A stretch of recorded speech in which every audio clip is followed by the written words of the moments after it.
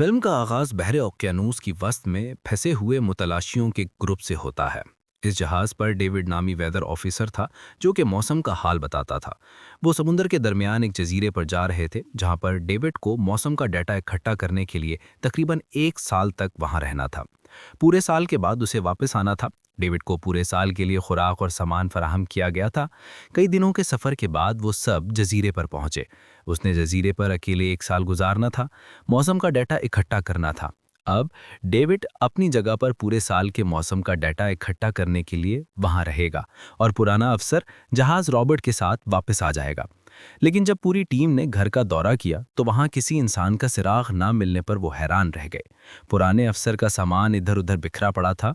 Captain और David ने फिर सोचा कि कोई लाइट हाउस के अंदर है। कैप्टन और डेविड ने लाइट हाउस की तरफ जाने में कोई वक्त ज़ाया नहीं किया। उनका इस्तकबाल एक अजीब मंजर से हुआ। पूरा लाइट हाउस तेज नोकीली लाठियों से घिरा हुआ था, जैसे किसी ने जानबूझकर इसे बंद कर दिया हो ताकि किसी को अंदर जाने से रोका जा सके। कैप्टन और डेविड ने कई बार लाइट हाउस के दरवाजे पर दस्तक दी, लेकिन कोई जवाब नहीं मिला। आखिर वो गेट को धकेल कर खुला अंदर दाखिल हुए। उसका नाम ग्रूनर था।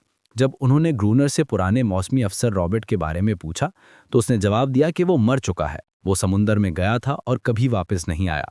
ग्रूनर की बात सुनने के बाद ड्यू ने डेविड को बताया कि अगर वो चाहें तो उनके साथ वापस आ सकते हैं, लेकिन ड्यूट ने वापस जाने से इनकार कर दिया। डेविड का ख्याल था कि अगर वो हुकूमत को जजीरे के मौसम की दुरुस्त रिपोर्ट फराहम कर सकेगा तो वो काफ़ी तनख्वाह हासिल कर सकता है। डेविड समझ नहीं सका कि उसने ऐसी तस्वीरें क्यों ली थीं। शायद वो अकेला था और वक्त गुजारने के लिए ऐसा कर रहा था। डायरी के एक सफ़े पर साबिक अफसर की बीवी की तस्वीर थी। डेविड डायरी में खो गया और आहिस्ता आहिस्ता सो गया।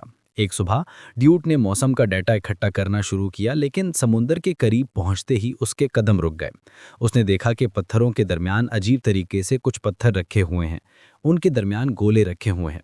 एक अजीब आवाज़ दरवाजे पर दस्तक हुई। उसने सोचा कि ये ग्रूनर हो सकता है। डेविड ने अपना नाम पुकारा, लेकिन कोई जवाब नहीं मिला।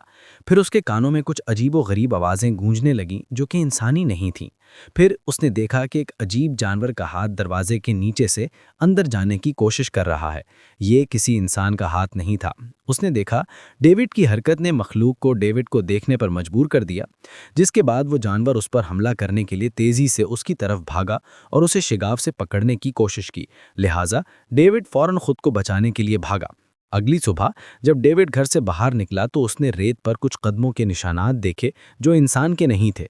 वो कदमों के निशान सीधे समुंदर की तरफ खत्म हो गए। अब डेविड समझ गया कि ग्रूनर ने लाइट हाउस के गिर्द तेज धार सलाखें क्यों रखी थीं। अब डेविड जानता था कि अगर वो इस घर में रहे तो वो मखलूक उसे किसी भी वक्त मार सकती है।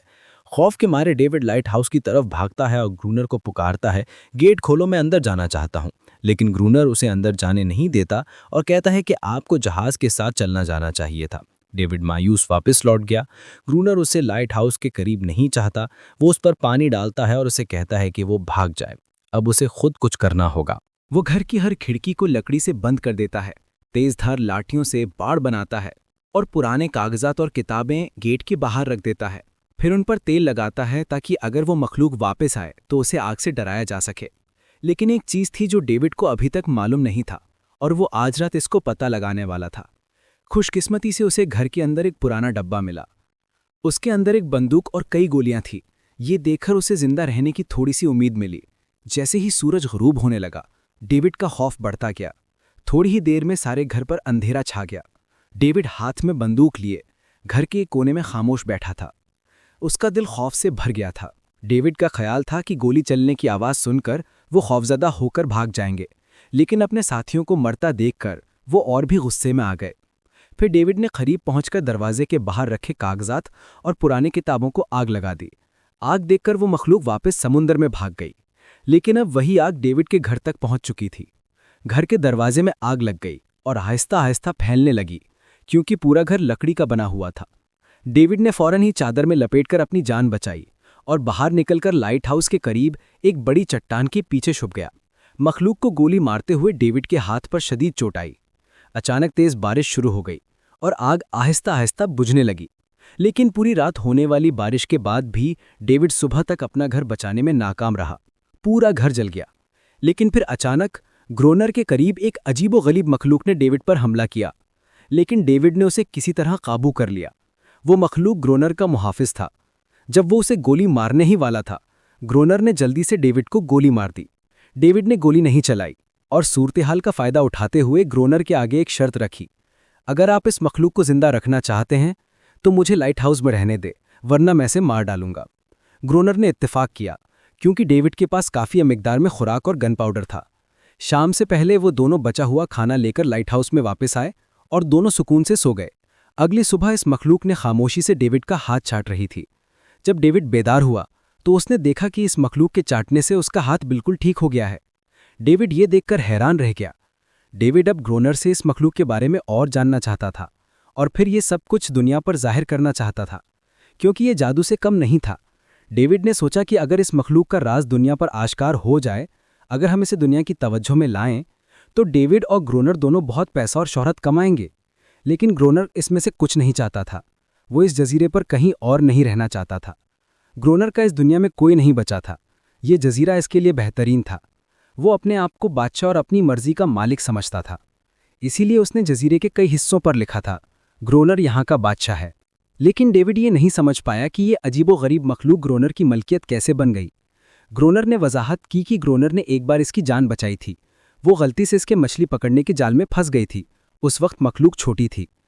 उस दिन से वो ग्रोनर के साथ रही और उसके हर हुक्म की तामील करती रही। लेकिन ग्रोनर एक सख्त आदमी था।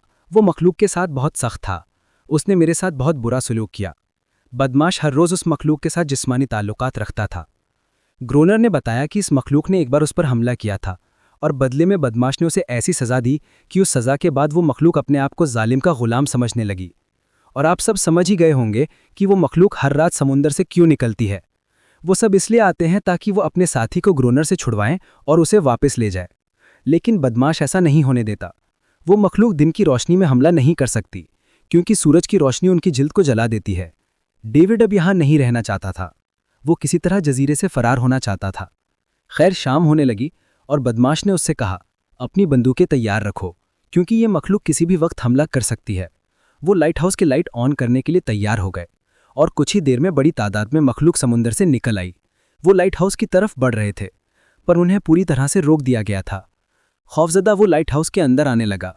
ग्रोनर के बार बार कहने के बावजूद वो खामोशी से कोने में बैठ गया और कुछ ही देर में डेविड बेहोश हो गया। ग्रोनर पूरी रात अकेले ही उन मखलूकात से लड़ता रहा। अगली सुबह को टक के चेहरे पर पानी डाला और कहा, अगर तुम जिंदा रहना चाहते हो तो तुम्हें इनको मारना होगा, वरना तुम्हें लाइट हाउस से निकाल बाहर किया जाएगा और मेरा हर हुक्म मानना पड़ेगा। तुम्हें हर रोज पानी लाना पड़ेगा, मीनारा पर तमाम छोटे बड़े काम अंजाम देना होंगे और गार्ड की ड्यूटी भी करना होगी। अब डेविड के पास मेरे साथ ये सब करने का इख्तियार नहीं था। मजबूरी में डेविड ने अब ग्रोनर की कही हुई हर बात मानना शुरू कर दी। लेकिन एक चीज थी जो उसे बिल्कुल पसंद नहीं थी, वो ये कि हर रात उसे मुख्तलिफ लाठियों से मादा मखलूक पर जिस्मानी तशद्दुद करता था। वो दोनों दोबारा गार्ड ड्यूटी के लिए तैयार हो जाते हैं और एक बार फिर मखलूक समंदर से बाहर आती है। लेकिन डेविड ने डरना शुरू कर दिया। आज वो खौफजदा नहीं था, लेकिन क्रूनर कुछ नहीं कर रहा था। उसने डेविड को बाहर छोड़ दिया और लाइट हाउस का गेट बंद कर दिया। वो खामोशी से अंदर बैठ गया ताकि डेविड उन मखलूकात से लड़ना सीख सके। रात डेविड की लड़ाई करते गुजरती है और सुबह हो जाती है।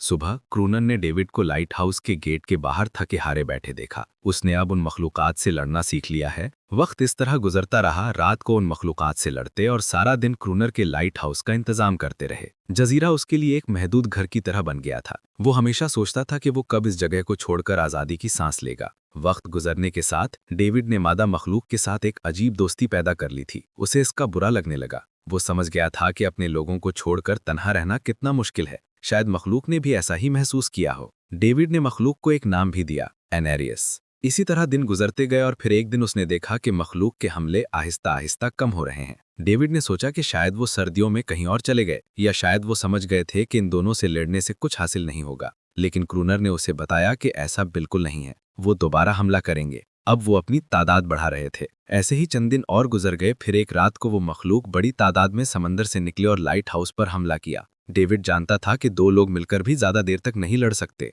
और इस बार उनके पास कोई मंसूबा नहीं था। गन्स की गोलियां भी तकरीबन खत्म हो चुकी थीं। इस तरह चक्कर लगाते हुए वो लाइट हाउस की चोटी पर पहुंच गए। लेकिन इस दौरान क्रूनर के बाजू में शदीद चोट लग गई।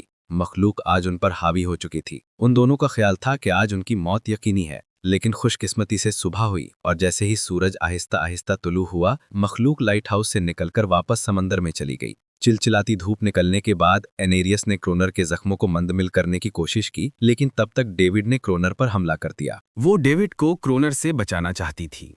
क्रोनर नहीं चाहता था कि कोई उस जजीरे को छोड़े। ये जजीरा उसकी अपनी दुनिया थी, जहां वो एक बादशाह की तरह रहता था। वो डेविड को भी जाने नहीं देना चाहता था। कुछ और दिन इसी तरह गुजर गए। क्रोनर अब भी डेविड और अनारियस दोनों के साथ बुरा सलूक कर रहा था, लेकिन उसने खास तौर पर अनारियस को मारा, जिसे डेविड नापसंद करता था। एक दिन डेविड ने अनारियस को एक खिलौना कश्ती तोहफे में दी, जिसे उसने मछली की हड्डी से बनाया था। जब अनारियस ने कश्ती को देखा तो उसने डेविड से कहा कि वो अपनी जान बचाने के लिए कश्ती के जरिए जज़ायर तक पहुंच जाए। लेकिन तुलुए फज्र से पहले उनमें से कोई भी जिंदा ना बचा। उन सबको उन मखलूकात ने मार डाला। वो जहाज में गोला बारूद लेकर जा रहे थे, लेकिन समुद्र में तूफान की वजह से उनका जहाज उस जजीरे के करीब डूब गया। ये सब सुनकर डेविड के जहन में एक ख्याल आया। उसके पास डाइविंग सूट जैसा कुछ था। क्रोनर ने उस पर यकीन करने से इनकार कर दिया, लेकिन डेविड ऐसा करने के लिए अपनी जान खतरे में डालने को तैयार था। इसी तरह चंद दिन और गुजर गए। डेविड और अनारियस के दरमियान गहरा ताल्लुक पैदा हुआ। डेविड उसे पसंद करने लगा था।